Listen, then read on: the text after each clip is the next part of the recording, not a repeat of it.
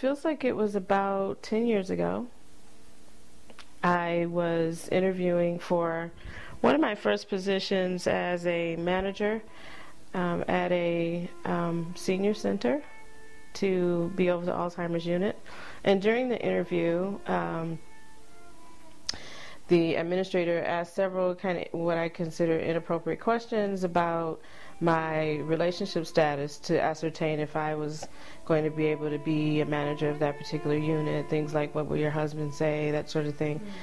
So I took that as an opportunity to come out to her. I said, I don't have one of those. And we had a laugh about that. She didn't have a husband either, if I recall correctly. So I felt pretty confident. I didn't intend to come out, but I did in the interview, and I thought, well, I'm out now, and if I get the job, great, and I don't have to do it once I get there.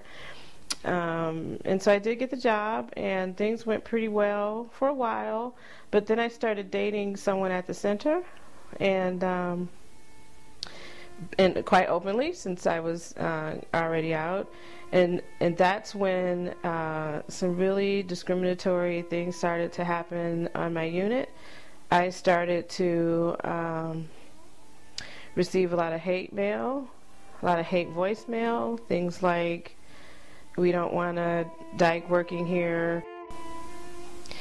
My tires were slashed, my car was keyed, various things occurred. And every time something happened, I would go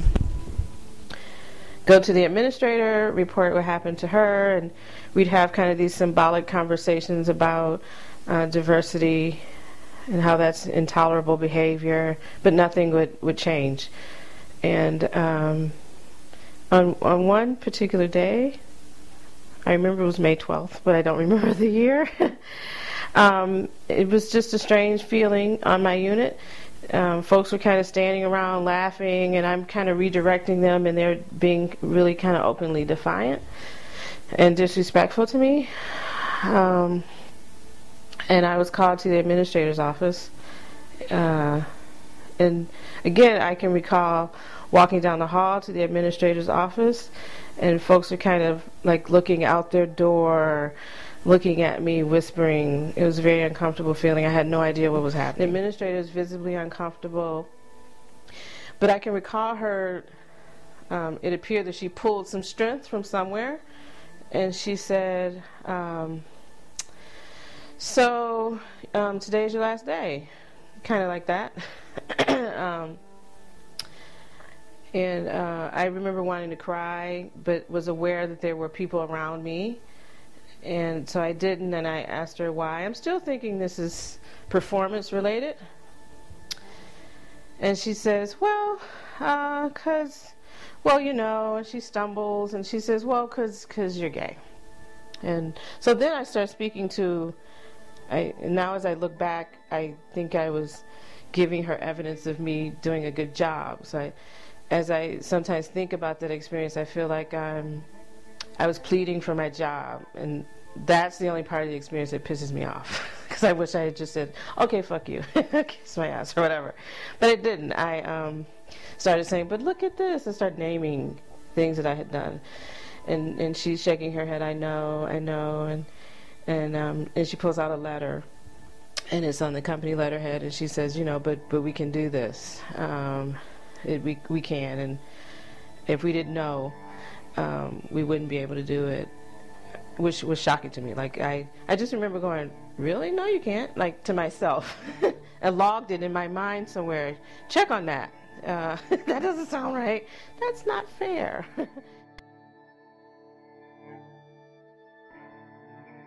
I remember thinking, what do I say to my daughter? I'm going to be home before she gets home. I remember having that thought. I remember thinking rent's due, things like that. And also in my mind was unemployment. How does that work? All these, so not just feeling sad and like really disappointed, but practical matters about finances was in my mind. I remember really wanting to look back when I left out of the building, but I didn't. I could still hear people kind of laughing, and I remember just sending them a positive thought. And I got to my car and I stood there. And so still banked in my head is, okay, now you got to look that up. So I was in super social worker mode.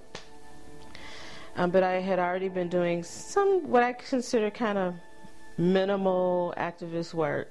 And so I called my friend at what was then the Triangle Foundation.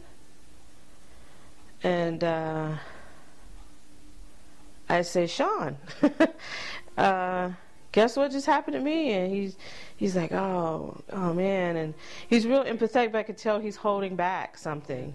He says, okay, I'm going to give you the name of like this really prominent lawyer in Detroit, and he does like a lot of work with the community, and John Allen. And so I make an appointment to go downtown to see John. If my memory serves me correct, it was that day or the next. And he listens, and I remember him being very empathetic and like consoling me, like touching me.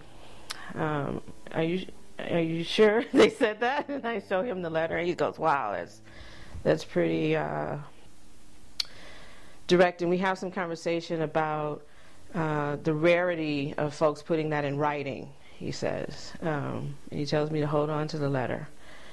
And then he leans across the table in this matter in which I know someone's about to ask me something that doesn't feel good, and he says, Kimya, are you sure they didn't do that because you're black? And I said, I suppose it's possible since I am, but this is what the letter says. And he goes, okay. Are you sure they didn't do it because you're a mother? And he goes down this list. And I asked him, what list is this? And he said, these are the things that are protected in Michigan. He talks about size. He talks about just a myriad of things that fit me. And I said, no, they didn't say that. They said it's because you're a lesbian and we know it. And he says, I'm so sorry to be the one to tell you this. There's nothing we can do. There's just nothing we can do. This is not a protected part of you. I remember him saying that.